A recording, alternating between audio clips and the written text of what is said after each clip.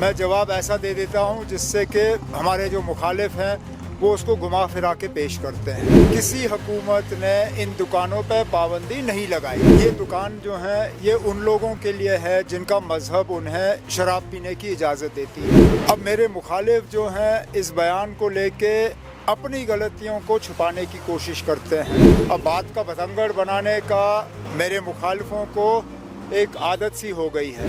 तब आपको cabinet expansion से क्या लेना देना? क्या लोगों के काम नहीं हो रहे? मुझे कोई ये बताए ना, क्या हम काम नहीं कर रहे? शफल वाली रट जो है ये हमारे LOP साहब ने शुरू की और उसके बाद आप सब पीछे पीछे दौड़ना शुरू कर गए ना। काश एक मुलाकात से हमें स्टेटहुड मिल जाती तो फिर हमें कब का मिल गया होता।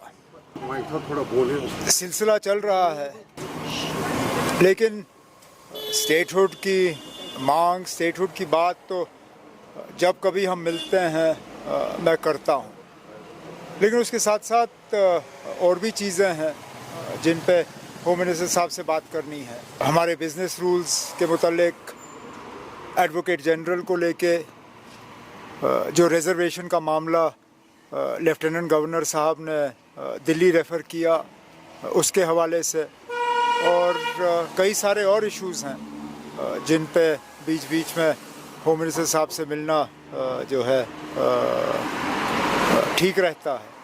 और आज दिल्ली में उनसे इन सब और बाकी इश्यूज़ पे जो है मैं बात कर लूँगा। सर, आपको उमर लगता साहब, है जिस कि तरह से आपने स्टेटहुड और बिजनेस रूल की बात की, वहीं हम देख रहे हैं कि एक नया और इशू किया गया जिसमें लेफ्टिनेंट गवर्नर को अब टेलीकॉम के पावर्स जो है वो दिए गए। तो टेलीकॉम के पावर्स वैसे भी उन्हीं को होने चाहिए। इसमें कोई ऐसी बात नहीं है जो कि हमारे रीऑर्गेनाइजेशन एक्ट या बिजनेस रूल्स के खिलाफ हो। लेकिन क्योंकि मुझे बताइए ना, टेलीफोन को टैप करना या मोबाइल सर्विस को रोकना या इंटरनेट को बंद करना, इसके ऑर्डर कहाँ से जारी होते हैं? होम डिपार्टमेंट से। और home, law and order, security, ये तो LG साहब की जिम्मेदारी है। तो जाहिर सी बात है अगर कहीं हालात ख़राब हुए और उसके लिए मोबाइल इंटरनेट बंद करना पड़ा तो ऑर्डर होम से ही जारी होगा, लेफ्टिनेंट गवर्नर साहब से जारी होगा।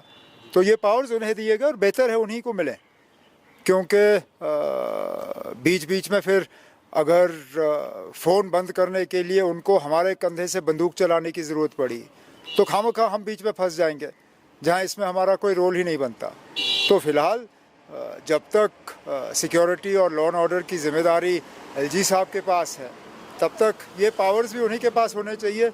ये पावर्स इलेक्टेड गवर्नमेंट के पास नहीं हो तो बेहतर होगा। उमर साहब, कल एक बयान आया था आपका कि हम लोगों को नहीं बोल रहे कि आप दुकान पे जाए, मजबूर नहीं कर रहे हैं। थोड़ा सा उन पर कन्फ्यूजन चल रहा है लोगों में। अब इसमें कन्फ्यूजन की बात ही नहीं है ना। अब इसमें गलती मेरी है। मैं इसी तरह बीच बीच में सड़क के किनारे आप लोगों से बात करता हूँ।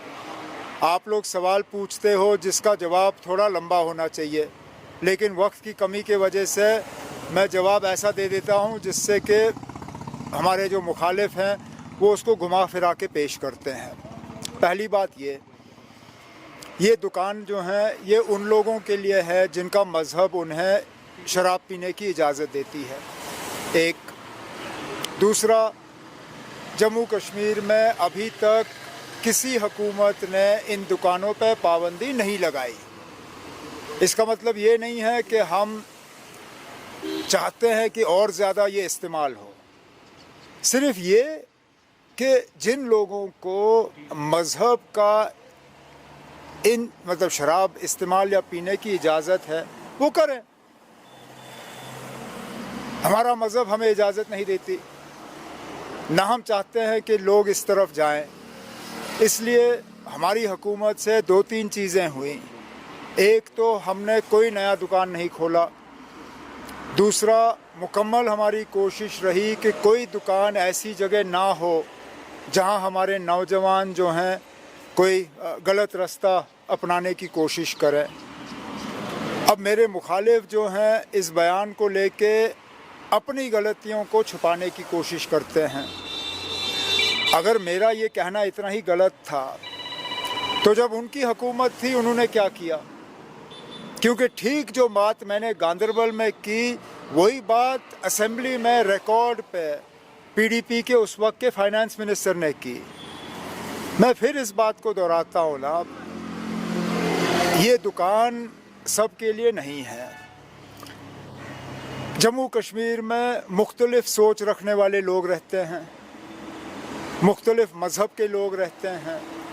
यहाँ तक कि जम्मू कश्मीर से बाहर से जो लोग आते हैं, ये उनके लिए हैं, ये लोकल लोगों के लिए नहीं है। सीधी सी बात है।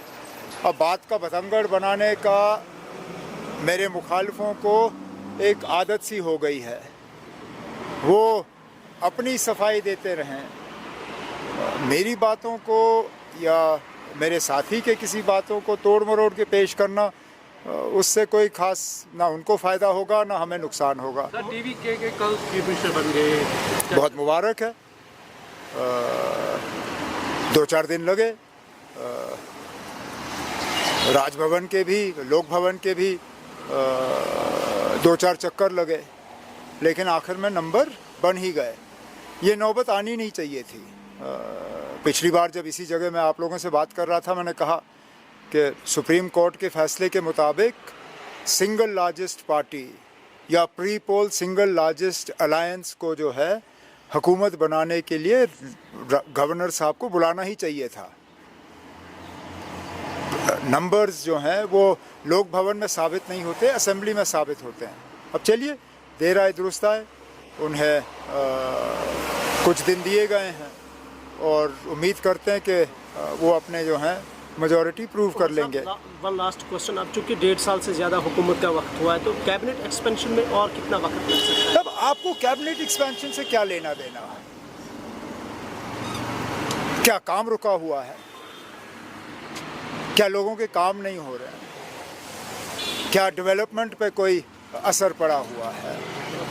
ये मेरे जब नेशनल कॉन्फ्रेंस के जो मुखालिफ हैं, उन्हीं को इस बात की सबसे बड़ी परेशानी है।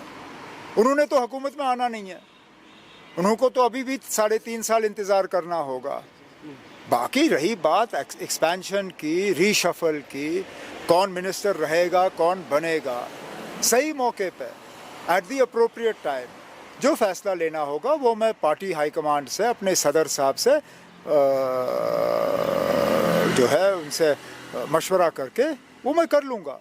लेकिन मुझे कोई ये बताए ना, अब फ़िलहाल जो हुकूमत है, क्या हम काम नहीं कर रहे हैं? कोई ऐसा डिपार्टमेंट है जहाँ ठीक तरह से काम नहीं हो रहा है? अगर है तो हम उसको दुरुस्त कर लेंगे। लेकिन ये रीशफल वाली रट जो है, ये हमारे LOP साहब ने शुरू की और उसके बाद आप सब पीछे पीछे दौड़ना शुरू कर गए ना। एट द अप्रोप्रिएट टाइम, सही मौके पे जो रीशफल हमें करना होगा वो हम कर लेंगे।